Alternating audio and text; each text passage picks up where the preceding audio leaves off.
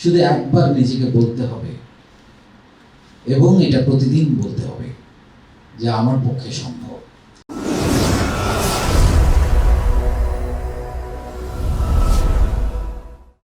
এই প্ল্যাটফর্ম থেকে ছেলেমেয়েরা একদিন বাংলাদেশের প্রধানমন্ত্রীর সাথে বিদেশ সফরে যাবে, বিজনেস সফর। আমি এই স্বপ্ন দেখি এবং এটা সম্ভব।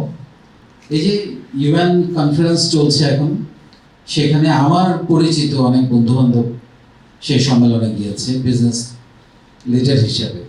আপনারা কেন যাবেন না? 5টা বছর ধৈর্য ধরে অপেক্ষা করেন, আপনি কল্পনা করতে পারবেন না যে আপনি কোন উচ্চতায় চলে যাবেন। সো সেই জন্য আমাদের যেটা করতে হবে, সাময়িক অল্প সময়ের যে প্রাপ্তি, এগুলো ভুলে যেতে হবে। আমাদের একটু দূরে দেখতে হবে। 5 বছর 10 বছর এগুলোতে আমরা যদি একটু তাকাই এবং আল্লাহ যদি আমাদের বাঁচিয়ে রাখেন, আমি নিশ্চিত যে এই প্ল্যাটফর্ম বাংলাদেশের সবচেয়ে সেরা এবং বড় একটা বিজনেস প্ল্যাটফর্ম হয়ে দাঁড়াবে। এবং সেইভাবেই আমরা এগোচ্ছি। আমরা যেভাবে এগোচ্ছি সেটাই ইন্ডিকেট করছে একটা জিনিস শুধু মাথায় রাখবেন, নিজেকে নিয়ে কোনো প্রশ্ন তৈরি হয় এমন কাজ করবেন না। কোনো কাজ, ধরেন আমাদের প্ল্যাটফর্মের একজনকে নিয়ে যদি একটা পত্রিকা রিপোর্ট হয় বা কোনো একটা মিডিয়াতে কোনো একটা রিপোর্ট হয়, তাহলে তো আমরা শেষ, তাই না? এইটা খুব মাথায় রাখবেন। কারণ হচ্ছে যে এই যে যেটা বললাম যে আপনাকে হ্যান্ডশেক করলে একজন যেমন গর্ববোধ করবে, তেমনি ভাবে আপনি একা যথেষ্ট আমাদের সবাইকে ডুবিয়ে দেওয়ার জন্য। তাহলে আমাদের অনেক বেশি সতর্ক হতে হবে সামাজিক কাজে, পারিবারিক কাজে বা অন্যান্য সব কাজে এত বেশি সতর্ক থাকতে হবে। এবং এটা কিন্তু শুধুমাত্র একটা ইচ্ছা, বিশ্বাস করেন, ভালো থাকা এটা একটা ইচ্ছে, শুধুমাত্র ইচ্ছে। আমি আমার 45 বছর জীবনে কোনোদিন কাউকে একটা গালি দিই নাই। এটা একটা ইচ্ছে, আমি প্রতিজ্ঞা করেছিলাম এই কাজটা আমি কখনো করবো না। তো এই প্রতিজ্ঞা আমি করেছি ইন্টারমিডিয়েট লাইফে।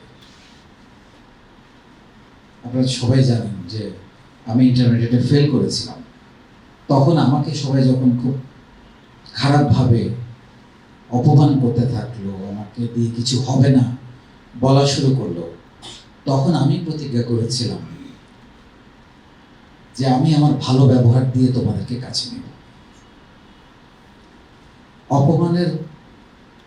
পরিবারের অপমানের প্রতিশোধ তো আপনি অপমান করে সমাধান করতে পারবেন না।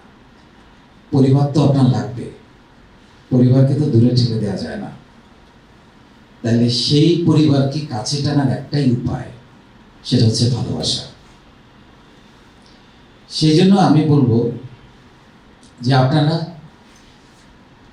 দেখেন মাঝে মাঝে কিছু কিছু ছোট ছোট ঘটনা হয়, এগুলো নিয়ে একেবারেই হতাশ হবে না। আপনারা খেয়াল করবেন, আমি মোটেই বিচলিত না। ভালো কাজে বাধা আসবে, সমস্যা আসবে। যে একবার, আমি বলবো 10 দিন এই প্ল্যাটফর্মটাকে ভালো করে বুঝবে, আমার ধারণা তার পক্ষে একটা বাজে চিন্তা করা সম্ভব হবে না। কিন্তু যেটা হয় অনেক সময়, হঠাৎ করে গ্রুপে কেউ আসে, কোনো কিছু না বুঝিয়ে হয়তো চিন্তা করে দেখি কাউকে ঠকানো যায় কিনা। তারা আসলে নিজেকে ভালোবাসে না। নিজেকে ভালোবাসলে এই কাজটা কারো পক্ষে করা সম্ভব না। তো আমি আপনাদের যেটা বলবো, বিশেষ করে যাদেরকে আমি দায়িত্ব দিয়েছি সারা বাংলাদেশের এবং সারা পৃথিবীতে প্রায় 400 জন, তাদের দায়িত্বটা একটু বেশি। তাদেরকে এই প্রতিষ্ঠানের একেবারে রক্ষাকর্তা হিসেবে বা কর্ত্রী হিসেবে খেয়াল রাখতে হবে। এটা আপনার পরিবার, আপনার সম্পদ, আমার কিছু না এখন আর। এটা আপনাদের প্রতিষ্ঠান, আপনারাই এটার সব কিছু।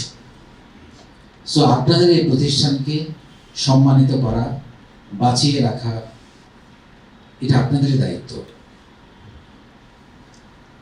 আমার এখন আমার যে উদ্দেশ্য, আমার যে স্বপ্ন, সেটা পূরণ হয়ে গেছে। আমার কাজ হলো এখন এটাকে এগিয়ে নিয়ে যাওয়া।